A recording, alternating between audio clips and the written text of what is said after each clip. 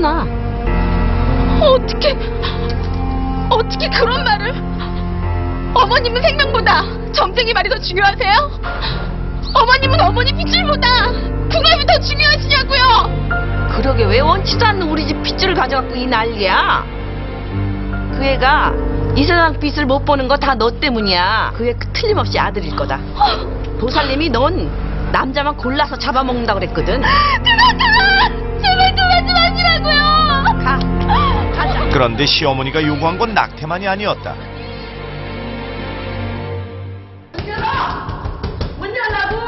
아들을 데려가겠다며 수시로 찾아와 행패를 부리고 이혼 소송까지 준비하고 있었던 것. 시어머니로 인한 스트레스 때문에 자칫하다간 아이와 산모가 위험해질 수도 있는 상황. 문 열지 못해? 문 열어! 경태 씨는 아내를 위해 다시 본가로 돌아가야만 했다.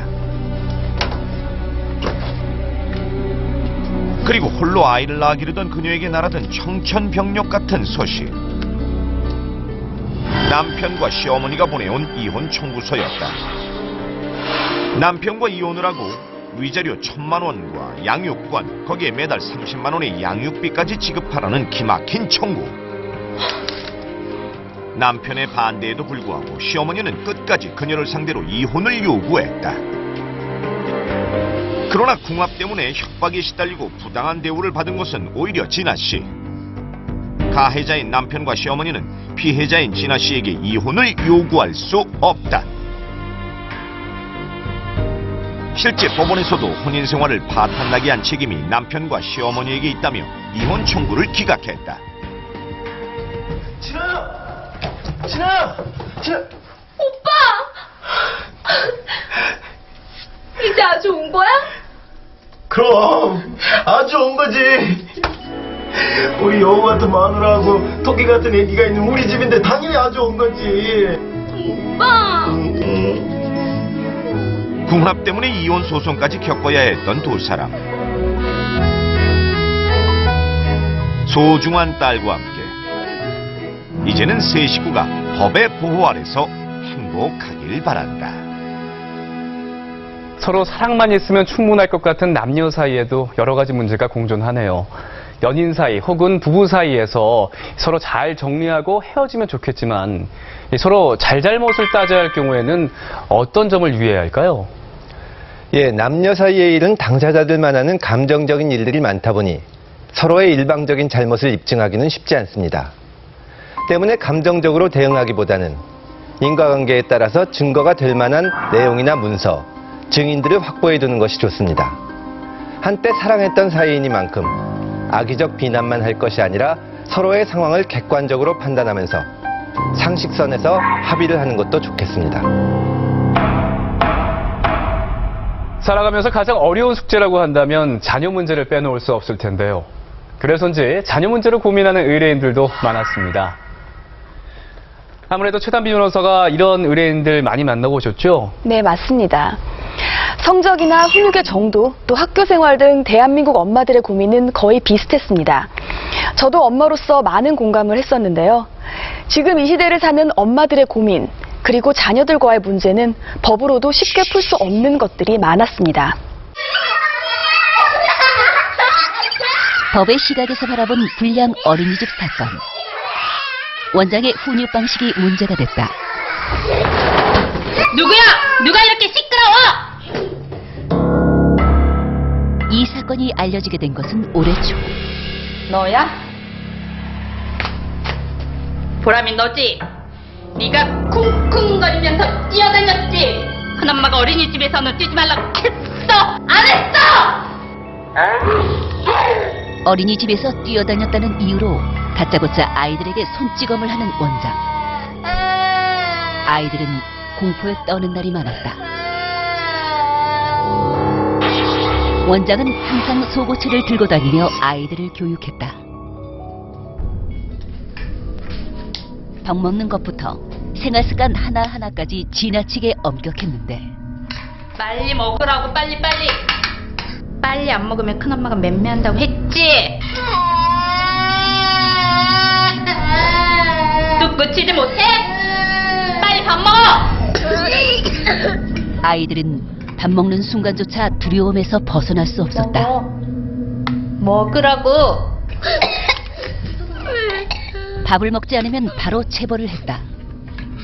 즐거워야 할 식사 시간에도 불안함에 떨며 두려운 시간을 보내야 했던 아이들.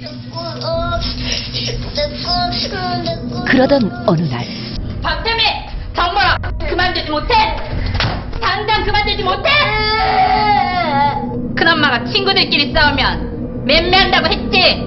자신이 정해놓은 규칙을 어길 때마다 체벌을 하는 원장. 한 보육교사가 촬영했다는 사진 속 엉덩이에는 피멍 자국이 선명했는데 보통 10대 이상은 다 맞은 것 같아요. 그래서 너무 아프니까 손을 뚝 빼니까 그 원장이라는 사람이 머리 때리고 손 뺐다고 머리 때리고 무릎 때리고 그랬대요. 그 장구채로. 하지만 체벌은 그게 끝이 아니었다. 원장은 반성할 시간을 준다며 아이들을 좁은 방에 몰아넣고 불을 끈 채 벌을 세웠다. 어둠 속에서 한참 동안 공포에 떨어야 했는데 아이들에게는 얼마나 무서운 시간이었을까. 벌을 서는 아이들의 모습은 충격적이었다. 말하니까 말 안 해? 큰엄마가 또 서 있으래? 원래 문을 닫고도 잘 노는데 그 유치원 다닌 이후에는 문을 닫으면 다 울면서 엄마 피나! 피난다고. 그게 아프다는 뜻이거든요. 피나! 문 닫지 말라고 빨리 문 열으라고 막 울어요 막. 원장은 아이들의 식사를 직접 준비했다. 제가 좀 도와드릴까요? 아니요, 거의 다 됐어요. 대신에 여기 있는 것들 좀 치워줘요. 네. 오늘은 닭고기 볶음밥인가 봐요. 애들이 좋아하겠어요. 그런데 유통기한이 한 달이나 지난 닭고기와 햄으로 볶음밥을 만드는 원장. 원장님, 이거 다 유통기한이 지난 건데 다 냉동시켜놨던 거라 괜찮아요. 닭고기는 한 달 가까이 지난 건데요.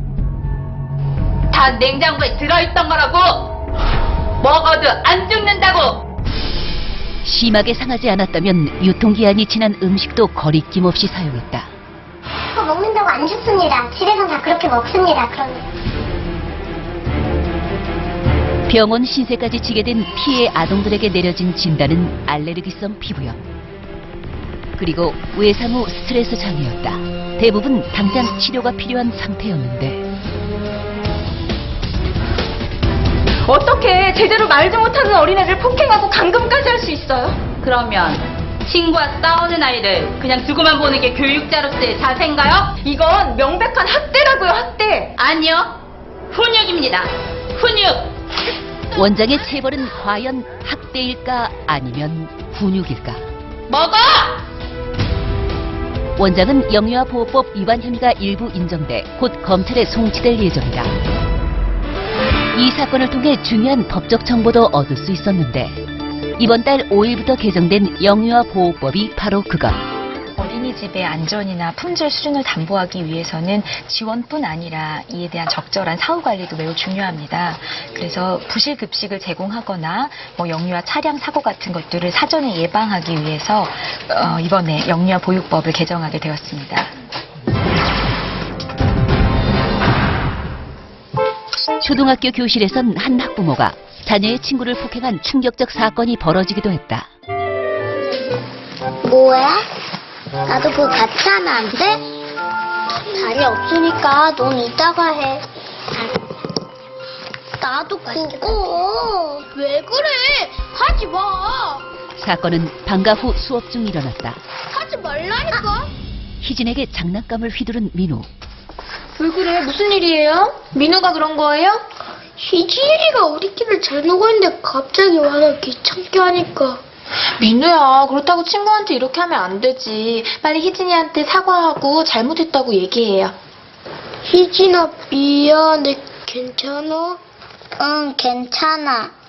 자, 오늘 배운 내용 까먹지 않게 집에 가서 예습 잘하고 복습도 열심히 해오는 거예요. 민우가 누구야?